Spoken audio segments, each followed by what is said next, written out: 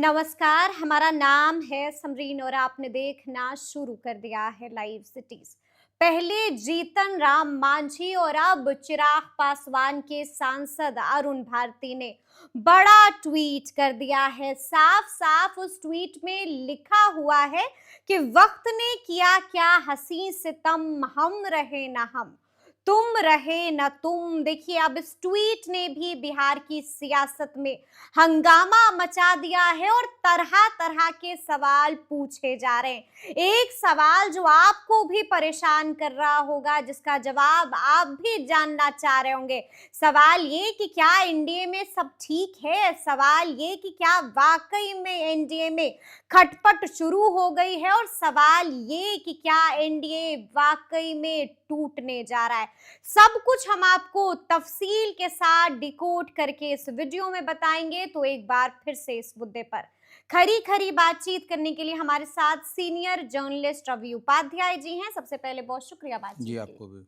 सबसे पहले तो रवि जी, हम आपसे जानना चाहेंगे कि अरुण भारती का ट्वीट आपने देखा होगा, बड़ी बात कही है और इशारों इशारों में बहुत कुछ ना कहते हुए भी कह दिया है। इस ट्वीट को आप कैसे डिकोड कीजिएगा? देखिए, सबसे पहले आपने कहा कि एनडीए में हम्म कब पर बड़ा एक क्वेश्चन मार्क आपने सवाल खड़ा किया है। तो अब तक तो सवाल खड़ा हो रहा था महागठबंधन और आरजेडी में कि तेजस्वी यादव नहीं है बिहार में, क्या सब कुछ ऑल इज वेल है आरजेडी के अंदर, यह सब और कई तरह की बात देखिए आरजेडी के अंदर भी उठ रही थी। शिवानंद तिवारी कभी कुछ बोल रहे थे, कभी कुछ बोल रहा था, कभी नवादा की घटना जो चल रही है इंटरनल कौशल फाइटिंग, यादव वो जी सब, जी जी। तो वो सब चल रहा था। लेकिन अब देखिए एनडीए जो प्रचंड बहुमत के साथ जीत करके आई है, अब उसमें ही अंदर खाने में सवाल उठने लगे हैं।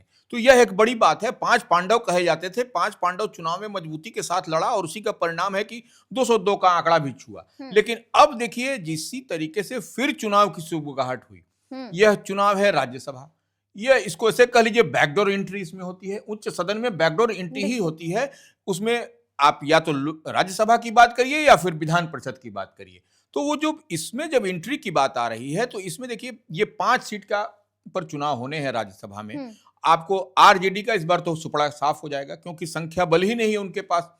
अब चाहिए कितना यह भी जान लीजिए, 41 चाहिए, 41 चाहिए तो जी। 41 महागठबंधन इंडिया ब्लॉक के पास भी नहीं है। और आपको एआईएमआईएम का भी सपोर्ट लेना पड़ेगा, तो भी वह डेटा, वह आपका जो है जरूरी, वो नहीं हो पा रहा है। तो इस लिहाज से आप इतनी बात समझ लीजिए कि आरजेडी का जो 2 सीट खाली हो रहा है राज्यसभा से, इस बार 2026 में एक भी उनके नहीं जाने जा रहे हैं। एकदम स्पष्टता के साथ, पूरी क्लियरिटी के साथ समझ लीजिए। और कौन कौन का सीट खाली हो रहा है, किसका किसका आरजेडी से, प्रेमचंद गुप्ता और एडी सिंह, बिल्कुल ये 2 सीट खाली हो रही है। अब ये 2 सीट का इजाफा हो रहा है आपको भारतीय जनता पार्टी के पास। और अब देखिए 2 जेडीयू के सिटिंग है, उनका रिपीट होना तय है। हरिवंश नारायण सिंह जो उच्च सदन में राज्यसभा में उपसभापति हैं, और एक आपको रामनाथ ठाकुर जो केंद्रीय मंत्री हैं, जननायक कर्पूरी ठाकुर के पुत्र हैं, उनका रिपीट होना जरूरी है। अब देखिए उपेंद्र कुशवाहा की एक सीट फंसी हुई है, तो उपेंद्र कुशवाहा को उतनी सीट लेकर के आनी पड़ेगी, यह बताना पड़ेगा। देखिए उपेंद्र कुशवाहा इससे पहले भी जब राज्यसभा गए थे, तो उनके पास संख्या बल नहीं है विधायकों की। बिल्कुल, तो वो भारतीय जनता पार्टी ने जो पूर्व में कमिट किया था, अपने कोटे से उनको राज्यसभा भेजा था। और लेकिन तब है कि जो सीट का शॉर्ट कर रहा है, जो सीट शॉर्ट कर रहा है, देखिए हम डबल सेंचुरी की बात कर रहे हैं, इसी तरीके से नहीं कह रहे हैं कि 202 का आंकड़ा एनडीए ने छुआ है। तो 41 का जब आप जोड़िएगा, कैलकुलेट करिएगा, तो भी कुछ सीट जो है सो वह विधायक जो है सो एक्स्ट्रा बच रहे हैं। अगर 5वीं सीट के लिए कुछ अगर यदि एडजस्टमेंट हुआ, या उपेंद्र कुशवाहा जाए या फिर रीना पासवान की बात भी आ रही है। बिल्कुल आ रही है, बिल्कुल रीना पासवान जो चिराग पासवान की माता श्री हैं, श्रद्धेय रामविलास पासवान की धर्म पत्नी है। राज्यसभा में रामविलास पासवान भी सदन के नेता हुआ करते थे। तो ये देखिए एक कनेक्ट करेगा, जब उनकी धर्म पत्नी जाएंगी, रीना पासवान जाएंगी राज्यसभा में, तो ये एक भावुक पल होगा, भावुक क्षण होगा। क्योंकि उनके बेटा ने जो करके दिखाया है बिहार में, चिराग पासवान ने, विधानसभा का चुनाव हो या फिर लोकसभा का चुनाव, तो ऐसे में एक ही ख्वाहिश है उनकी पार्टी, उनके दल की, कि उनकी माता श्री जो रीना पासवान है वह राज्यसभा जाए। तो ऐसे में अब पेंच फंसता हुआ दिखाई पड़ रहा है उपेंद्र कुशवाहा का, जो एक सीट दिखाई पड़ता है। तो वो अब देखने वाली बात है कि भारतीय जनता पार्टी क्या करती है। क्या कहती है। लेकिन अगर यदि मान लीजिए आपको महागठबंधन से कुछ अगर लेने की बात होगी तो जितना कमिटेड उपेंद्र कुशवाहा हैं उस पर भी हम आएंगे आपको एनडीए महागठबंधन के लिए। उसी तरीके से चिराग पासवान भी कमिटेड है। बिल्कुल है, वो कमिटेड इसलिए है क्योंकि उनका चिराग पासवान का के परिवार से कुशवाहा कमिटेड है एनडीए के लिए। हाँ, नहीं हम उस पर सब आ रहे हैं। देखिए अब जैसे कि चिराग पासवान की पार्टी का या चिराग पासवान का ये लंबी माने वो उनके पिताश्री जो रामविलास पासवान को राज्यसभा किसने भेजा था, लालू प्रसाद यादव ने भेजा था। उस कालखंड को याद करिए और उनसे और लालू प्रसाद यादव के पारिवारिक संबंध है। भले भी नीति और सिद्धांत अलग अलग है, एक एनडीए में है एक महागठबंधन में है, तेजस्वी यादव और चिराग पासवान एनडीए में। लेकिन अब आप आइए उपेंद्र कुशवाहा पर। उपेंद्र कुशवाहा भी जो बीता चुनाव हुआ इससे पहले वाला जो हुआ था उसमें ग्रैंड सेकुलर अलायंस बना करके ओवैसी की पार्टी एआईएमआई जो बीएसपी था उसको मिला करके वह लड़े थे। भले वो सीट नहीं, हाँ बिल्कुल जी। लेकिन वह एक कमिटेड है वो ओवैसी से। वो इस बात को देखिए अब यहां पर यह समझने वाली बात है कमिटेड है ओवैसी से, नहीं ओवैसी की पार्टी से। उनका ग्रैंड सेकुलर अलायंस करके जब लड़ा था उन्होंने,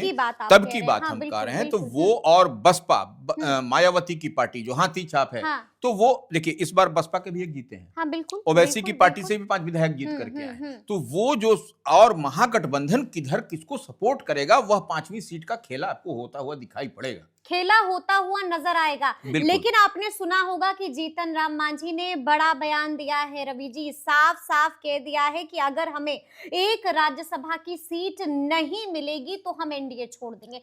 इस बयान का क्या मतलब समझे हम? आंख दिखा रहे हैं? नहीं देखिए प्रेशर पॉलिटिक्स है, चाहते क्या हैं जीतन राम? देखिए निश्चित रूप से वह एनडीए फोल्ड में है जीतन राम मांझी, और वह 5 पांडव की जब हम बात करते हैं तो जीतन राम मांझी भी हिंदुस्तानी अवाम मोर्चा के राष्ट्रीय संरक्षक हैं, नरेंद्र मोदी कैबिनेट में मिनिस्टर हैं। तो वो देखिए प्रेशर पॉलिटिक्स ये हो रहा है क्योंकि उनके बेटा जो संतोष सुमन है वह नीतीश कैबिनेट में मिनिस्टर भी हैं। तो आप ये बात इतनी बात समझ करके रखिए कि यहां पर भी मलाई खाइएगा वहां पर भी मलाई खाइएगा केंद्र में, तो ऐसे नहीं चलता। आप आंख दिखा रहे हैं और आपसे बेहतर स्ट्राइक अगर किसी ने किया है एनडीए में तो वह चिराग पासवान की पार्टी ने किया है। विधानसभा में देखिए क्या उनका स्ट्राइक है, 19 एमएलए उनके जीत करके आए हैं। तो इतनी बात, और लोकसभा में भी जीत कर आए हैं और वोट का ट्रांसफर कैपेसिटी भी उनके पास है। तो यह सब को अगर एक आप उसको देखिएगा तो कहीं ना कहीं मजबूत दिखाई पड़ता है। लेकिन ऐसे में सवाल तो पूछा जाएगा ना कि अगर एक राज्यसभा की सीट जीतन राम मांझी को नहीं मिलती है तो क्या इस्तीफा दे देंगे जीतन राम मांझी? नहीं देखिए हमको नहीं लगता है इस्तीफा देंगे, क्योंकि अब देखिए जब आप इसको ऐसे लीजिए कि आप जब राजनीति सत्ता की राजनीति करते हैं तो आप जो सुविधा भोगी हो जाते हैं। एक तरीके की बात कर लीजिए, वो केंद्र में मंत्री हैं, उनके बेटे यहाँ पर हैं, तमाम उनके घर परिवार के लोग एमएलए हैं, तो ऐसे में वह इस्तीफा देके जाएंगे कहाँ? स्पेस कहाँ दिखाई पड़ा? बड़ा बयान दिया है। नहीं बड़ा बयान वो देखिए पॉलिटिकली लोग बड़ा बयान भी देते हैं और परसेंटेज की बात भी कह रहे हैं कि एमपी एमएलए परसेंटेज लेते हैं, जिसे आपने शुरू में ही कहा शराबबंदी, तो ये तमाम तरह की बात कर रहे हैं। लेकिन बावजूद इसके वह नौका पर जिसके सवार हैं उस नौका को छोड़ने की अभी कोई कुबत अभी कुछ दूर दूर तक दिखाई नहीं पड़ता। तो आपको क्या लगता है, क्या चिराग पासवान के लिए मुश्किलें पैदा करना चाहते हैं जीतन राम मांझी? देखिए निश्चित रूप से देखिए दलित की अगर राजनीति करते हैं तो यह, क्योंकि एक सीट पर दावा ठोक दिया है। देखिए निश्चित रूप से दावा ठोक रहे हैं और कह भी रहे हैं कि हमको लोकसभा के चुनाव के समय भी कहा गया था कि बात हुई थी कि 2 सीट देंगे लोकसभा की, एक लोकसभा और एक राज्यसभा। तो ये अब इस तरीके से जो बात हो रही है यह तो कमिटेड तो मैंने चिराग पासवान से भी कमिटेड है। चिराग पासवान को भी कहा गया है कि आपको आपके एक सीट आपको राज्यसभा की देंगे। उपेंद्र कुशवाहा को आप देख रहे हैं किस तरीके से डुअल ड्रम में डाला गया है। तो यह और लॉकुस कॉम्बिनेशन की जब बात होगी तो उपेंद्र कुशवाहा उस पर अपर हैंड रखते हैं। अगर देखिए अब इसको बाइफरकेट करिए, इसको तोड़िए थोड़ा सा। अगर यदि जीतन राम मांझी भी दलित समाज से हैं बिल्कुल और आपको चिराग पासवान भी दलित की राजनीति करते हैं, तो ऐसे में 2 दलित के बीच में लड़ाई होगी। और यहां पर अगर यदि लॉकुस कॉम्बिनेशन की बात होगी तो उपेंद्र कुशवाहा, नीतीश कुमार, यह जो इनका जो वोट है कोर वोटर होता है एनडीए का कहा जाता है, तो वो वहां पर भी कहीं ना कहीं एक बड़ा डेंट लगता हुआ दिखाई पड़ेगा। तो अब भारतीय जनता पार्टी जो बड़े भाई की भूमिका है, विधानसभा में 89 सीट लेकर के आई है, तो उसको डिसाइड करना है कि क्या करना है यहाँ। क्योंकि देखिए ड्राइविंग सीट पर एनडीए में डबल इंजन की सरकार जरूर है, लेकिन भारतीय जनता पार्टी ही ड्राइविंग सीट पर है। आप केंद्र में देख लीजिए या यहां देख लीजिए, बिहार में देख लीजिए। तो ये अब देखने और समझने वाली बात है। इसी बीच अरुण भारती ने बड़ा ट्वीट किया। हाँ, अरुण इस ट्वीट को कैसे डिकोड कीजिएगा आप? देखिए इशारा किधर था अरुण भारती का? देखिए अब अरुण भारती का जो है, जो जमुई से सांसद हैं, चिराग पासवान की पार्टी के हैं, माने समझिए एक तरीके से सर्वे सर्वा ही हाँ, हुए हैं। बिल्कुल, नंबर बिल्कुल, 2 का बिल्कुल, ओहदा अगर यदि कहें तो वह भी गलत नहीं होगा। हम्म। तो उनके बाद का जो जो ट्वीट है, जो एक्स पर पोस्ट है, वो कुछ न कुछ मायने तो जरूर दर्शाता है। किधर था इशारा? वो निश्चित रूप से जीतन राम मांझी की ओर इशारा कर रहा है। वो जीतन राम मांझी की ओर इशारा कर रहा है। वक्त ने किया क्या हंसी सितम, बिल्कुल। हम रहे ना हम, तुम रहे ना तुम, क्या होगा अब एनडीए का? वही देखिए, यही अब पेंच फंसता हुआ दिख रहा जी। है कि अरुण भारती के ट्वीट को हल्के में नहीं लेना चाहिए। बिल्कुल। और इससे पहले भी अरुण भारती ने कई दफा कई मौके पर कई अवसर पर, हमको याद है कि उन्होंने ट्वीट किया था, तो उसका जो है सो कई तरह के सियासी मायने निकाले जा रहे हैं। हल्की बातें अरुण भारती बोलते नहीं बोलते हैं अरुण भारती। और अरुण भारती जो बोलते हैं वो हो जाता है बिहार की सियासत में। देखिए, हम कह रहे हैं कि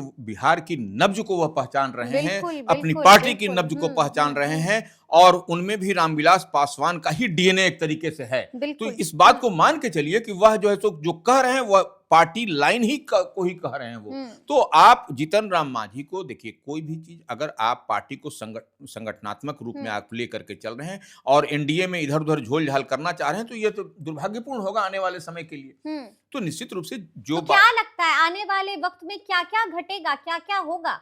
देखिए, आने वाले समय में निश्चित रूप से कुछ न कुछ अगर यदि खटपट बढ़ेगी, और देखिए या फिर विराम लगेगा, रवि जी क्या लगता है? नहीं, या फिर इस्तीफा गिरेगा? नहीं, देखिए ये आने वाला समय बताएगा। देखिए, राजनीति तो संभावनाओं का खेल है, इसमें आप कुछ भी एक डेडलाइन तय नहीं कर सकते। लेकिन एक बात है कि 9 अप्रैल 2026 को यह टेन्योर पूरा हो रहा है, 5 जो बात कर रहे हैं। जी। तो और इसका देखिए थोड़ा सा समझ लेना पड़ेगा, थोड़ा सा हम बताना चाहेंगे लाइव सिटीज के व्यूअर्स को। देखिए, जेडीयू की 2 सीट रिक्त हो रही है, हमने शुरू में ही बताया। हरिवंश नारायण सिंह जो उपसभापति हैं और रामनाथ ठाकुर जो केंद्रीय मंत्री हैं उनका, और आरजेडी से प्रेमचंद गुप्ता और जो है एडी सिंह का। ये अब तो बनेंगे नहीं, संख्या बल नहीं है आपके पास। तो अब देखिए, भारतीय जनता पार्टी से एक नाम जो सब लोग जान रहा है, नितिन नवीन जो राष्ट्रीय कार्यकारी अध्यक्ष बने भारतीय जनता पार्टी के, उनका जाना तय है। अब देखने वाली बात होगी कि पवन सिंह को भेजा जाता है कि नहीं। बिल्कुल। ये क्योंकि उनके सिक्योरिटी को स्ट्रेंथन किया गया है।